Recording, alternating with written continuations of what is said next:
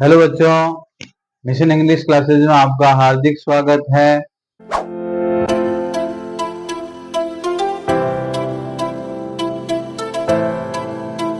अपन पढ़ रहे थे correct form of the verb.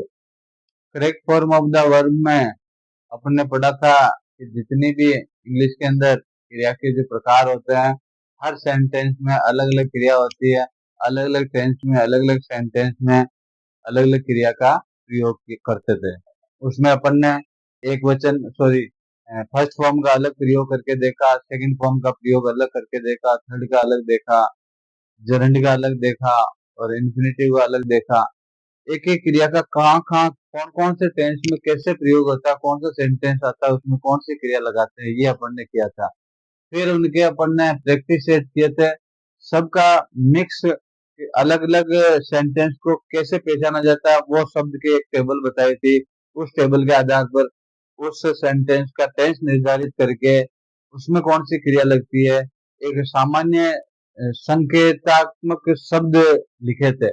उन शब्दों को देखते ही अपने को पता चल जाता है कि ये फला टेंस है और उस टेंस में कौन सी क्रिया लगती है, ये भी उस टेबल में लगाया था, बताया था। उसकी प्रैक्टिस अपन ने की थी। वो वर्ब लगाना अपन ने सीखा था कि फर्स्ट फॉर्म लगा रहे हैं, सेकंड लगा रहे हैं, थर्ड लगा रहे हैं। अब ये भी वर्ब का क्वेश्चन है, ये भी हर कंपटीशन में, जैसे correct form of the verb का हर कंपटीशन में, स्कूली एग्जाम में correct form of the verb का आता है, वैसे ही हर स्कूली एग्जाम में सब्जेक्ट वर्ब एग्रीमेंट का, चाहे कोई सा कंपटीशन हो, उसमें भी सब्जेक्ट वर्ब एग्रीमेंट का सवाल आता है। सब्जेक्ट वर्ब एग्रीमेंट में कुछ तो अपन ने अपने जो टेंस सीखे थे उसमें सीखे थे भाई, ये एक वचन का करता है तो ये एक वचन वाली एचवी आएगी, ये बहुवचन का करता है तो ये बहुवचन वाली एचवी आएगी। ऐसा अपन ने उस टाइम में किया था।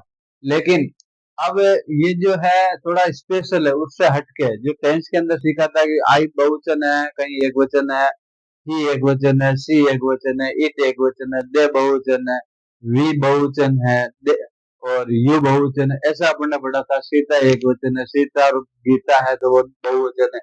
ऐसा अपन ने वहां पर जो टेंस टेंस में जो आते हैं वो अपन ने सीखा था। यानी प्रोनाउन वाले टेबल के आधार पर अपन ने सीखा था कौन सा एक वचन है और उसके साथ में कौन सी एचवी लगेगी। अब इसमें थोड़ा सा स्पेशल है। स्पेशल क्या है कि जैसा सब्जेक्ट है, सब्जेक्ट का जो रूप है कि वो एक वचन वाला है, बहुवचन वाला है। I we you he she it they, इसमें तो अपन ने देख लिया था। किसी का नाम आ जाता तो उसमें भी अपन पहचान हो जाती थी। अपन इसमें तो क्लियर हो गए भाई, आई एक वचन है, किसी टेंस में आई बहुवचन है, वी बहुवचन है, यू, इसमें नाम से अपन को पता चल जाता है एक वचन और बहुवचन का। फिर सेकंड या थर्ड वीडियो में अपन ने इसके बारे में विशेष चर्चा की थी कि कौन सा सब्जेक्ट एक वचन कहलाता है और कौन सा बहुवचन कहलाता है। अब इसमें है कि वो सब्जेक्ट जो अपन ने उसमें पढ़े उससे थोड़ा सा स्पेशल सब्जेक्ट। स्पेशल सब्जेक्ट का मतलब ऐसे सब्जेक्ट जिसमें वो दिखने में कैसा होता है, उसको एक वचन माना जाता है या बहुवचन माना जाता है, ये चीजें सीखेंगे। प्लस उसके साथ वर्ब का एग्रीमेंट, यानी सब्जेक्ट एग्रीमेंट तो ये है ही कि एक वचन का सब्जेक्ट है तो एक वचन की वर्ब लगेगी, बहुवचन का सब्जेक्ट है तो बहुवचन वाली वर्ब लगेगी। अब वर्ब कौन सी, एक तो हेल्पिंग वर्ब और एक मेन वर्ब। ये जो तालमेल है सब्जेक्ट और वर्ब, सब्जेक्ट एचवी और MV, subject HV, subject MV, मतलब कभी सब्जेक्ट और एचवी का तालमेल देखा जाता है, कभी सब्जेक्ट और एमवी का तालमेल देखा जाता है, कभी एचवी एमवी का सब्जेक्ट से तालमेल देखा जाता है। ये जो तालमेल है उसको कहते हैं एग्रीमेंट, सामंजस्य। सामंजस्य कि भाई इसके साथ ये जमने वाला है कि नहीं है, ये एक वचन का है तो ये एक वचन की लगेगी, ये बहुवचन का तो ये बहुवचन की लगेगी। राम एक, जैसे अपन कहते हैं ना कि Ram is an intelligent boy.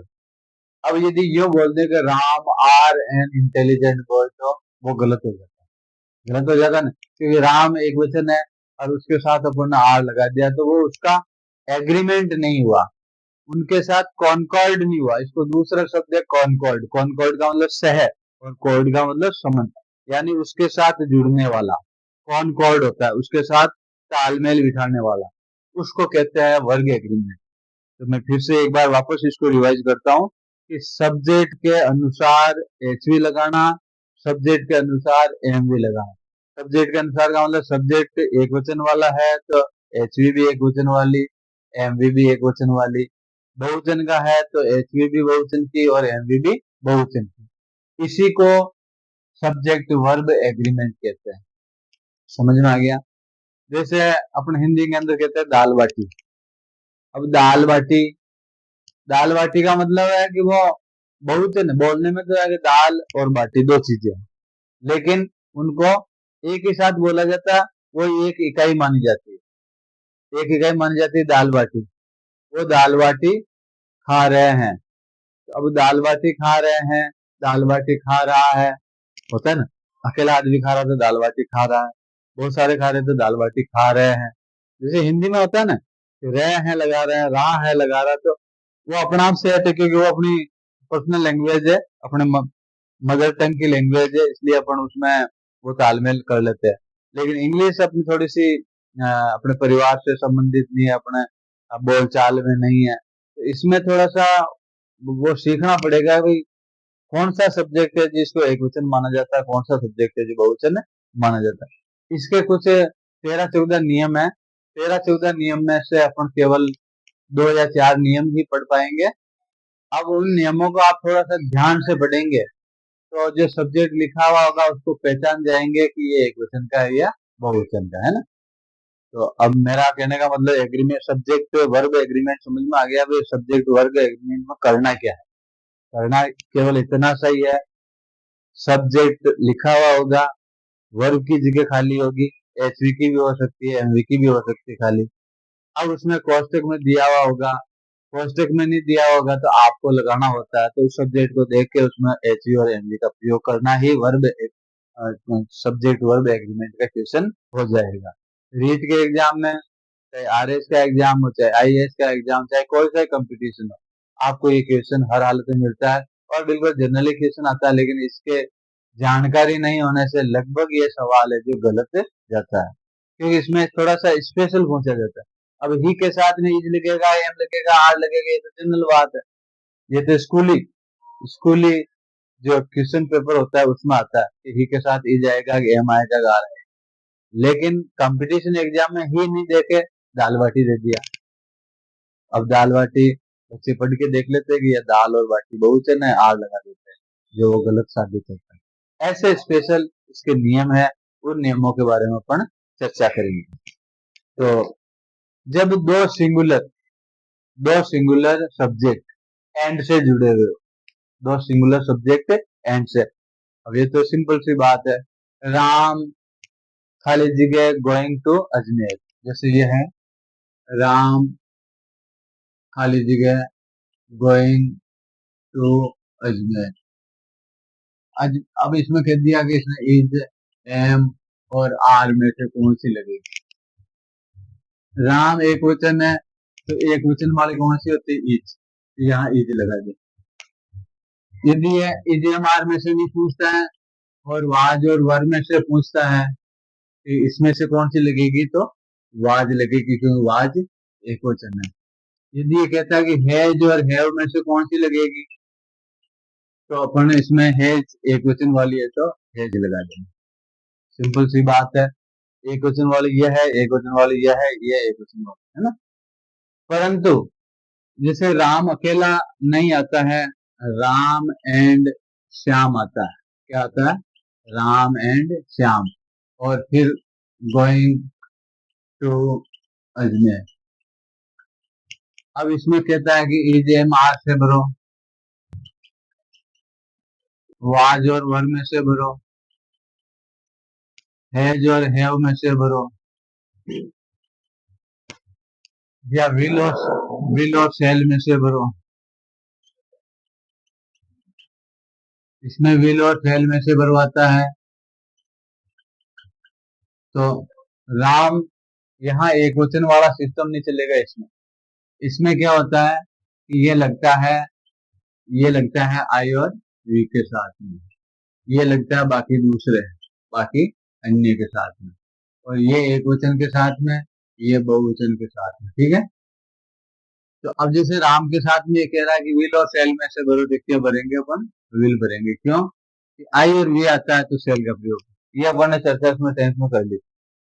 अब ये आता है कि राम एंड श्याम, जो एंड ये भी सिंगुलर है और ये भी सिंगुलर है, परंतु एंड से जुड़ा हुआ, तो ये नियम बन गया कि दो सिंगुलर नाउन यदि एंड से जुड़े हुए हो तो वो बहुवचन होगी। वो क्या होगी? बहुवचन होगी। इज एम आर में से कौन सा आएगा बहुवचन वाला? आर। यदि वाज और वर में से भरवा रहा तो कौन सा आएगा? वर। यदि हैज और हैव में से भरवा रहा तो कौन सा आएगा? हैव। और विल और शैल में से भरवा रहा है तो ये राम एंड श्याम, यहाँ बहुवचन वाला नियम लागू नहीं होगा, इसमें आई और वी वाला नियम लागू होगा। यानी यहाँ आई और वी आ जाता है तो सेल भरना है, बाकी दूसरा आ जाता है तो क्या भरना है? विल। समझ आ गया? दो नाउन, दो सिंगुलर नाउन यदि एंड से जुड़ी हुई है तो वो बहुवचन होती है, एक सिंगुलर नाउन है तो वो सिंगुलर होती है, तो उसमें लगने वाली एचवी भी एक वचन की होगी। समझ में? अब इसका एक उदाहरण और है, जैसे राम, अब वो इनमें एचवी नहीं भरवाता है और वो कहता है गो टू अजमेर। अब ये एचवी नहीं भरवा रहा और वो कह रहा है कि इसमें से भरो, तो कोष्टक में इसको छोड़ दो, कोष्टक में लिखी होगी गो और गोज। इसमें गो आएगी या गो जाएगी, इसके लिए प्रेजेंट सिंपल वाला नियम, प्रेजेंट सिंपल का नियम का मतलब है यदि ही सी इट आता है या थर्ड पर्सन का एक वचन, थर्ड पर्सन का एक वचन, तो अपने को क्या भरना है? गोज। बाकी दूसरे आ जाते हैं तो गो भरना।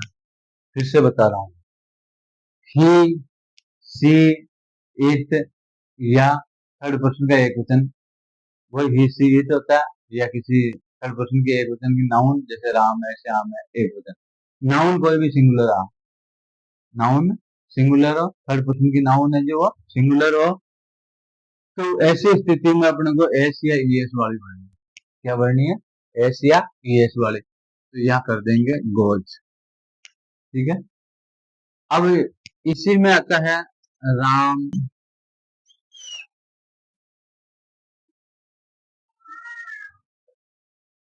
एंड श्याम।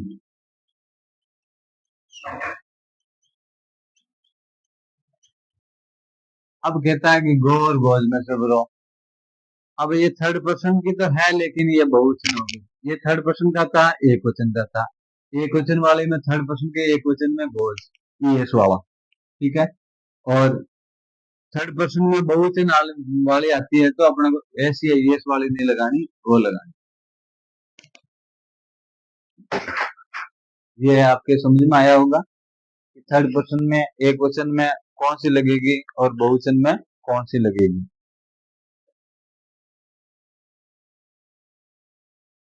इसी ये इसमें एच भी भरवाई, इसमें इसने एम भी भरवाई। ठीक है ना? उसमें एच भी भरवाई, इसमें एम भी भरवाई। इसमें क्या किया, इसने थर्ड पर्सन का एक वचन दे दिया, तो गो और गोद में से क्या आएगा? जिसके एस या एस लगा हुआ वो वाली है। इसके अंदर थर्ड पर्सन का बहुवचन दे दिया तो इसमें कौन सी आएगी? गो वाली आएगी। क्लियर है? तो अपना नियम बन गया। नियम क्या बन गया? इनको हटा दूं मैं। दो सिंगुलर नाउन का नियम हो गया, दो सिंगुलर नाउन एक वचन से जुड़ी हुई हो तो एक एचवी भी एक वचन की और एम भी आएगी एक वचन की।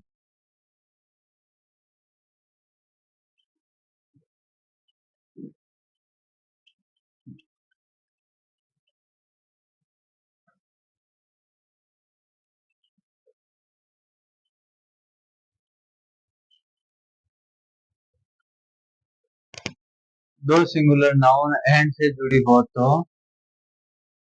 एचवी या एम भी एक वचन वाली आएगी, जिसका उदाहरण अपन ने पढ़ लिया था। समझा है ना कि दो सिंगुलर नाउन जैसे राम एंड श्याम, श्याम भी अकेला राम भी अकेला, दो सिंगुलर नाउन हो गई। किससे जुड़ी है? एंड से। तो ये दोनों एंड से जुड़ी है तो वो क्या कहलाएगी? बहुवचन। क्या कहलाएगी? बहुवचन। ठीक है, तो अब इसमें क्या आएगा? इज, एम और आर में से क्या आएगा? आर। वाज और वर में से क्या आएगा? वर। और ये क्या कहते हैं उसको? विल और फेल में से कौन सा आएगा? विल। ठीक है, और गो और गोज, गो और गोज, तो इसमें दो सिंगुलर नाउन एंड से जुड़ी हुई है तो क्या आएगा? गो। समझ में आ गया नहीं? ये एक नियम हुआ कि दो सिंगुलर नाउन यदि एंड से जुड़ी हुई हो तो आपको क्या लगाना है? प्लूरल वाली एच भी लगानी है। क्रिया को प्लूरल वाली ने बना के क्रिया को कौन सी बनाई है? प्लूरल वाली नहीं है। क्रिया में एस या एस लगा हुआ वो एकवचन वाली होती है, ये ध्यान रखना। जैसे गो लिखा हुआ है या वाक लिखा हुआ है और एक है वॉक्स लिखा हुआ है, तो इसमें सिंगुलर वाली कौन सी होगी? एस वाली नहीं होगी, और ये बहुवचन वाली होगी और ये एकवचन वाली होगी। दिखने में ये लग रही है कि इसके एस लगा हुआ, किसी के एस लगा हुआ तो अपन बहुवचन मानते हैं, लेकिन क्रिया के एस लगा हुआ वो एकवचन वाली होती है। ये ध्यान रखना। कहीं ऐसा नहीं है कि ये बहुवचन वाला आ गया तो कि बहुवचन वाली तो ये आती है, नहीं, बहुवचन वाली ये नहीं आती है। बहुवचन वाली तो ये आती है, एकवचन वाली ये आती है। जिसके एस लगा हो वो एकवचन वाली, जिसके एस नहीं लगा हो वो बहुवचन वाली। ठीक है, तो ये पहला उदाहरण हो गया आपका, पहला नियम आ गया। अब दूसरा नियम लेते हैं। कुछ ऐसे शब्द, कुछ पेयर वाले शब्द होते हैं, पेयर यानी जोड़े वाले, कुछ पेयर वाले, पेयर वाले वर्ड शब्द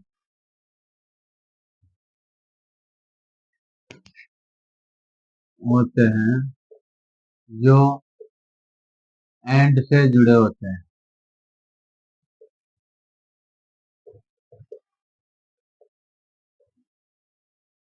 परंतु वो एक इकाई में माने जाते हैं, एक इकाई में माने जाते हैं, एक इकाई का भाव प्रकट होता है। तब एचवी या एमवी सिंगुलर वाली लगाएंगे। कौन सी लगाएंगे? सिंगुलर यानी एक वचन वाली लगाएंगे।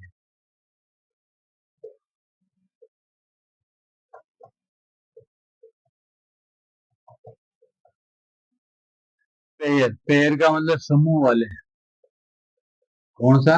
समूह वाले जो शब्द होते हैं जो एंड से जुड़े होते हैं परंतु वो एक इकाई का भाव प्रकट करते हैं। एंड से जुड़े हुए होते हैं, जैसे राम एंड श्याम, वो एंड से जुड़े हुए लेकिन वो एक इकाई नहीं है। राम अलग है और श्याम अलग है, उसमें एंड लिखा हुआ था, उसको बहुवचन माना है। परंतु कुछ ऐसे शब्द होते हैं, जैसे मैंने बताया ना, दाल बाटी, दाल एंड बाटी, तो दाल एंड बाटी दो है लेकिन वो समूह में है, एक इकाई के रूप में है। तो उन शब्दों के लिए, उन शब्दों को आपको सिंगुलर मानना। उनको क्या मानना? सिंगुलर। जैसे dal and baati, slow and steady, slow and steady. कुछ शब्द ऐसे होते हैं, बटर एंड राइस, या bread and butter, bread and butter. इसके बाद rice and curry, rice and curry, है ना। ये शब्द क्या होते हैं? लिखे हुए दो हैं, एंड से जुड़े हुए, परंतु है ये एक वचन। जैसे age and experience, age and experience, age and experience, hammer and sickle, hammer and sickle, हथौड़ा और संडासी, तो ये एक वचन के होंगे। Bag and baggage,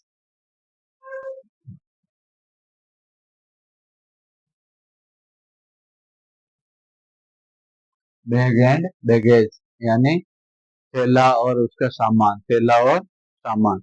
some and substance,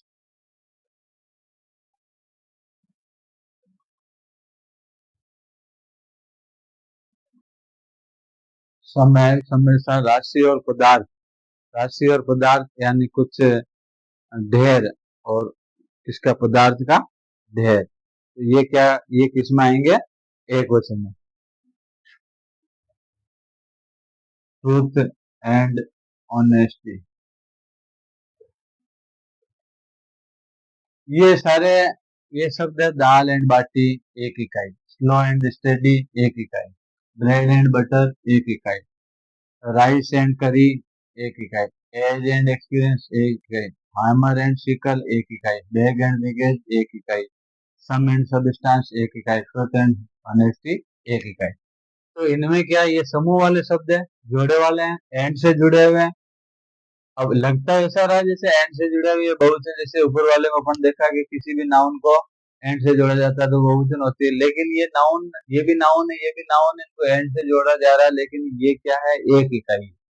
और एक इकाई के जो भाव प्रकट होता है उसमें कौन सी लगाते, चाहे एच वी लगाओ चाहे एम वी लगाओ, वो कौन सी होगी, सिंगुलर होगी। जो लगवाता है एच वी लगवा रहा है तो सिंगुलर वाले एच वी लगाएंगे, और एम वी लगवा रहा तो प्लूरल वाली एच वी होगी। जैसे bread and butter is my favourite meal, जैसे इसका उदाहरण है, जैसे ब्रेड एंड बटर, खाली जगह माई फेवरेट मील या फूड, है ना। अब इसमें वो कह रहा है कि इज एम और आर में से लगाइए, तो ये ब्रेड एंड बटर एक इकाई है, एक इकाई होते ही ये सिंगुलर काम में आएगा, इज माई फेवरेट फूड। और वाज और वर में से भरवा रहा है, वाज और वर में से भरवा रहा है तो क्या भरेंगे, वाज। और हैज और हैव में से भरवा रहा है तो यहाँ आएगा हैज, समझ आ गया ना। तो ये कुछ पेयर वाले शब्द है, इनको आप नोट कर लीजिए, और एग्जाम में मोस्टली इन्हीं में से, ये स्पेशल उदाहरण है, इन्हीं में से इनका यूज होगा। मतलब जहां जहां ये आएंगे इन सबको एंड से जुड़े हुए होते हुए भी अपने को इनको एक वचन मानना है, क्योंकि ये एक इकाई में है, एक पेयर में है, इसलिए इज एम आर में से यूज करना तो इज करना, वाज और वर में से यूज करवाता तो वाज करना, और हैज और हैव में से करवा रहा है तो हैज करना। और यदि एम वी करवा रहा है, जैसे जैसे कहता है कि ईट और ईट्स, हालांकि ऐसे शब्द इसके लिए सेंटेंस दूसरा आएगा, तो इसमें एक वचन वाली कौन सी है और बहुवचन वाली कौन सी है, इसके लिए एक वचन वाली ये होगी और बहुवचन वाली ये होगी, ठीक है। तो इस तरीके से आपको वर्ब का सब्जेक्ट के साथ तालमेल बनाना है। मेरे हिसाब से ये समझ में आ गया होगा। ऊपर वाले में क्या था, ऊपर वाले में था राम एंड श्याम, ये ये सेम ऐसा ही है, एंड से जुड़ा हुआ, ये भी सिंगुलर ये भी सिंगुलर, परंतु ये दो इकाई है, राम और श्याम दो इकाई है। ऐसी स्थिति में इसको बहुवचन माना जाएगा, और बहुवचन मानते ही इज में, इज एम आर में से भरवा रहा है तो इज भरेंगे, वाज वर में से भरवा रहा है तो वाज भरेंगे, है देव में से भरवा रहा है, सॉरी, इज एम आर में से भरवा रहा है ये बहुवचन है तो आर, और वाज वर में से भरवा रहा है तो वर, और हैज और हैव में से भरवा रहा है तो हैव। बहुवचन वाला है ना ये, ठीक है। तो इस तरीके से फर्स्ट वाले में तो दो सिंगुलर वाली आ रही है, एंड से जुड़ी हुई, तो एच और एम बहुवचन वाले लगाएंगे, और दो नाउन जो एंड से जुड़ी है परंतु उनका भाव है जो सिंगुलर में आता है, एक इकाई में आता है, तो उनको एक वचन वाली मानेंगे।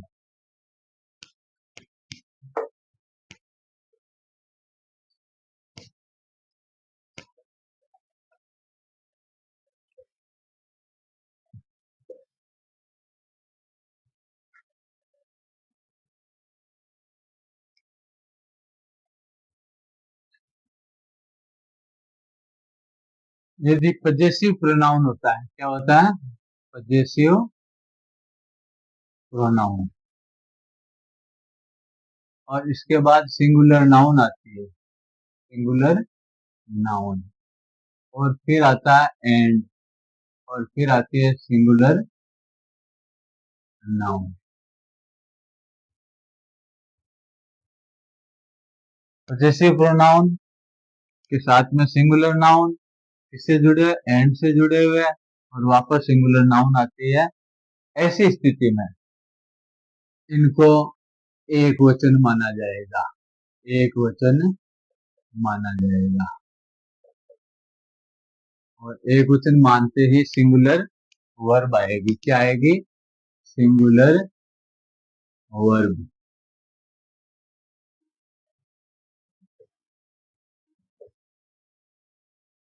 सिंगुलर वर्ब का प्रयोग होगा।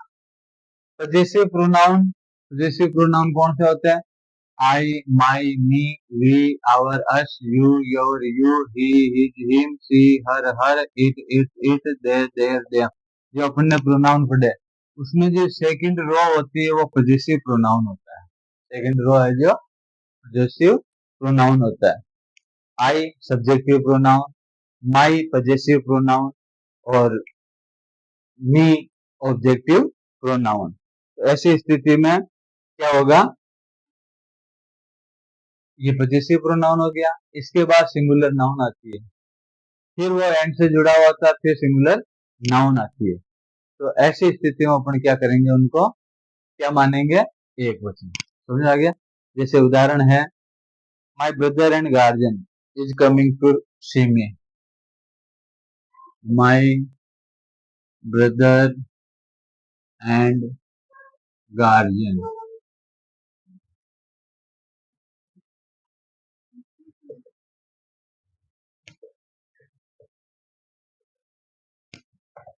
वो कहता है कि इज, एम और आर में से बने।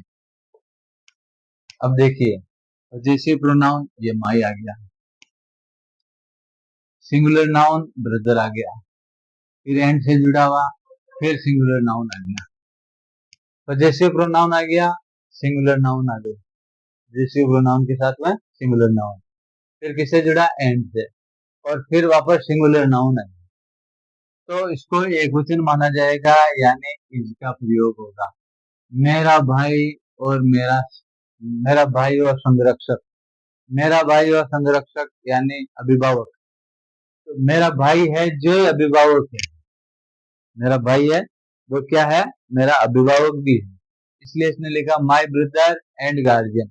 मेरा भाई जो संरक्षक है वो मेरे को देखने आ रहा है। आ रहे हैं नहीं आएगा, आ रहा है। समझ आ गया? क्यों? क्योंकि ये दोनों एक ही है, इन दोनों का जो रूप है, भाव है, वो एक ही है। ब्रदर है वही ये चीज है, ये कोई अलग आदमी नहीं है, ये ब्रदर है वही गार्जियन है। ऐसी स्थिति में ये सिंगुलर हो गया, है तो एक ही आदमी ना। उसके दो विशेषता बता दी, वो भाई भी है और वो संरक्षक का रूप भी है, यानी अभिभावक भी है। ऐसी स्थिति में वो एक वचन हो गया, और एक वचन होते ही एज एम आर में से एज, और वाज और वर में से बलवाता है तो वर, सॉरी वाज, और हैज और हैव में से बलवाता है तो क्या आएगा? हैज। और गो और गोज में से यदि क्रिया में बलवाता है कि एक वचन वाले बहुवचन वाले, तो ये एक वचन वाला तो क्या आएगा? गोज। समझ आ गया? क्रिया में भरवा रहा है तो एस आई एस वाले क्रिया में भरवा रहा है तो एस आई एस वाला क्रिया आएगी। ठीक है? तो ये हुआ अपना कि जिसमें पजेसिव आता है, सिंगुलर प्रोनाउन आता है, एंड से जुड़ा हुआ आता है, और वापस सिंगुलर नाउन आता है। पजेसिव प्रोनाउन आ गया माई, सिंगुलर नाउन आ गई ब्रदर, एंड से जुड़ा हुआ, उसके बाद सिंगुलर नाउन आ गई गार्जियन। तो ये क्या माना जाएगा? एक वचन माना जाएगा। एक वचन में इज एम आर में से इज भरा जाएगा, वाज और वर में से वाज भरा जाएगा, हैज और हैव में से हैज भरा जाएगा। और यदि क्रिया बनवाता है कि एक वचन वाली बहुवचन वाली क्रिया दे देते हैं, तो उसमें एक वचन वाली क्रिया ही आएगी, जिसको एक वचन वाली क्रिया वो होती है जिसके एस लगा होता है। नाउन में एस लगा होता है वो नाउन प्रोनाउन मतलब प्लूरल हो जाती है, लेकिन क्रिया के एस लगा हुआ था वो क्रिया एक वचन होती है। ठीक है, इसमें थोड़ा कंफ्यूज हो जाओगे कि बहुवचन वाला एस है, इसका मतलब बहुवचन वाली नहीं। क्रिया में एस एक वचन वाली होती है, बिना एस वाली बहुवचन वाली होती है। समझ आ गया ना? इसके आगे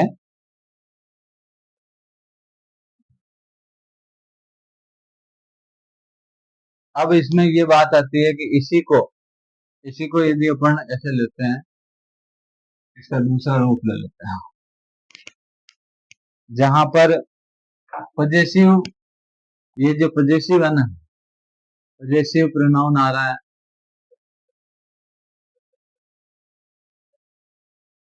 प्लस प्लस सिंगुलर नाउन आ रही है। क्या आ रही है? सिंगुलर नाउन, और एंड से जुड़ा हुआ है, और फिर पजेसिव प्रोनाउन आ जाता है। क्या आ जाता है? Possessive pronoun. और उसके बाद सिंगुलर नाउन आती है।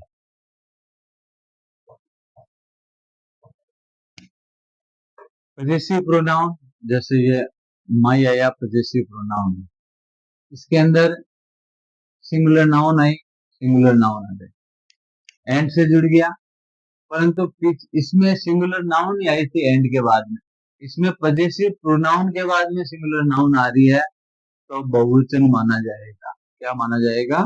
बहुवचन माना जाएगा। इन दोनों का कंपैरिजन करना है, तो इसमें कौन सी लगेगी? प्लूरल, प्लूरल वर्ब का प्रयोग। जैसे इसी सेंटेंस को अपन ले लेते हैं, my brother and my guardian. ठीक है, और फिर एक coming to see me, possessive pronoun आ गया, इधर भी पजेसिव प्रोनाउन आ गया, ये सिंगुलर नाउन आ गई, ये सिंगुलर नाउन आ गई, किससे जुड़ गया? एंड से जुड़ गया। पजेसिव प्रोनाउन दोनों में आ जाते हैं, यानी जो एंड से जुड़ा हुआ दोनों में पजेसिव प्रोनाउन आ जाती है। ऐसी स्थिति में उसको क्या माना जाएगा? बहुवचन माना जाएगा। इज एम आर में से बनवाना है, तो क्या बनना? आर। वाज और वर में से बनवा रहा है तो वर, हैज और हैव में से बनवा रहा है तो हैव का प्रयोग। इस ऊपर वाले में इसमें ये अंतर है कि इसके अंदर एंड के बाद में पजेसिव प्रोनाउन नहीं आ रहा, केवल सिंगुलर नाउन आ रही है। इसमें एंड के बाद में पजेसिव प्रोनाउन आके सिंगुलर नाउन आ रही है, यानी दोनों साइड में एंड के पहले वाले में भी पजेसिव प्रोनाउन आ रहा है, दूसरे वाले में पजेसिव प्रोनाउन आ रहा है। पजेसिव प्रोनाउन का मतलब समझ गए ना? I, my, me, we, our, us, you, your, you, he, his, him. तो ये बीच वाले जो आते हैं ये पजेसिव कहलाते हैं ना, ये सब्जेक्टिव है, ये पजेसिव है, ये ऑब्जेक्टिव है। तो पजेसिव प्रोनाउन चाहे माई आओ, चाहे आवर आओ, चाहे योर आओ, चाहे हिज आओ, चाहे हर आओ, चाहे इट्स आओ, चाहे देयर आओ, तो ये पजेसिव प्रोनाउन यहाँ एंड के पहले भी पजेसिव प्रोनाउन और एंड के बाद में भी पजेसिव प्रोनाउन, तो उसको बहुवचन माना जाता है। इस तरीके से अपन ने ये 3 नियम इसके क्लियर किए। तो इन 3 नियमों में आपको यदि कोई प्रॉब्लम हो तो आप कमेंट बॉक्स में लिखें, और इसके बाद अपन आगे वाला चौथा जो नियम है उसको देखते हैं ना।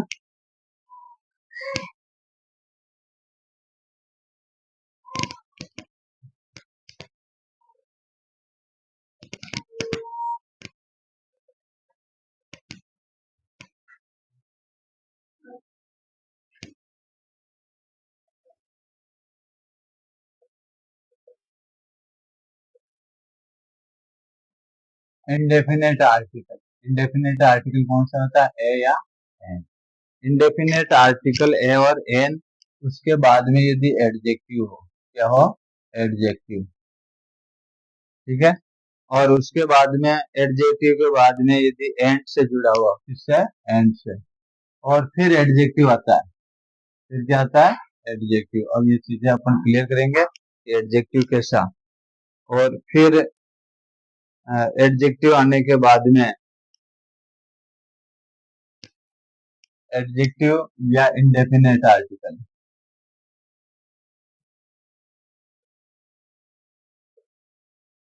आर्टिकल और उसके साथ में एडजेक्टिव, ठीक है, उसके साथ में एडजेक्टिव, और फिर आते हैं कॉमन नाउन।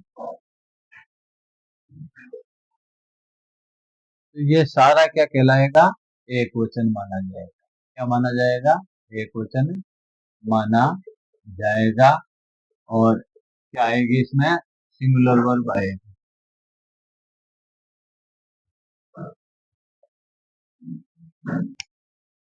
जैसे a black and white cow, a black and white cow, ठीक है, और वो ग्रेजिंग कर रही है इन द फील्ड।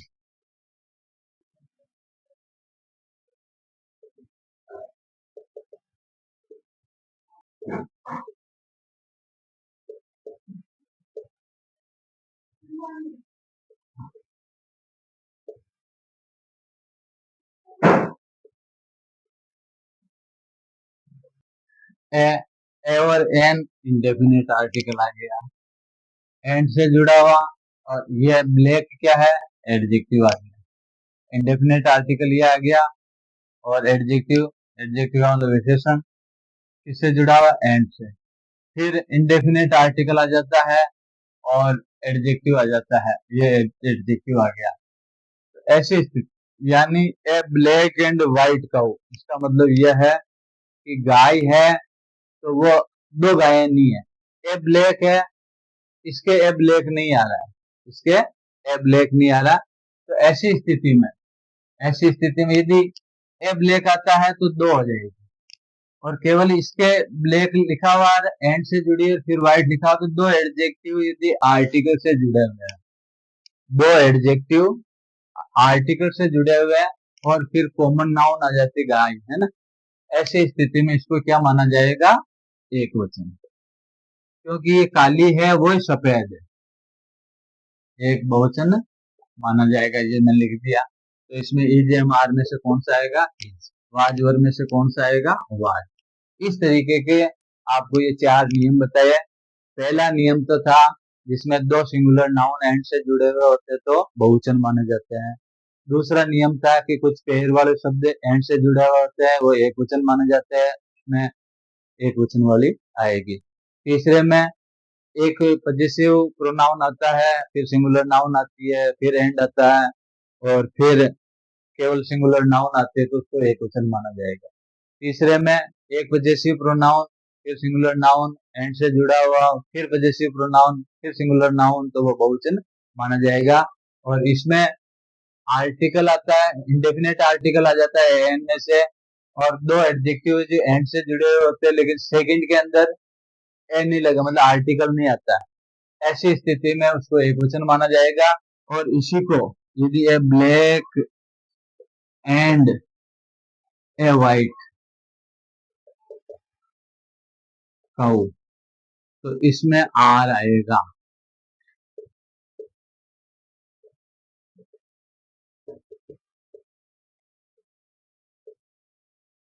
इसमें इसमें ये अंतर है कि इसमें आर्टिकल एक के लगा हुआ, इस एडजेक्टिव के एक के लगा हुआ, यानी ये ब्लैक है व्हाइट है दोनों एक ही गाय है। इसमें a black and a white cow, यानी एक तो काली गाय है और एक सफेद गाय है, एंड से जुड़ी है, तो ये बहुवचन हो गया। क्या हो गया, ये बहुवचन हो गया। एक आर्टिकल है एंड से जुड़ा हुआ तो वो एक चीज हो गई, ये दो आर्टिकल से जुड़ गया, इसका मतलब दो हो गए तो बहुवचन हो गया। ठीक है, तो इसकी आप प्रैक्टिस करें। और इसके आगे जो इसके 14 नियम है अपन 14 नियम इस वर्ग को अनकोड के करेंगे। इसमें यदि कोई डाउट हो तो आप कमेंट बॉक्स में लिखें और इस चैनल को सब्सक्राइब जरूर करें और अपने यार दोस्त को शेयर करें। Okay, thank you.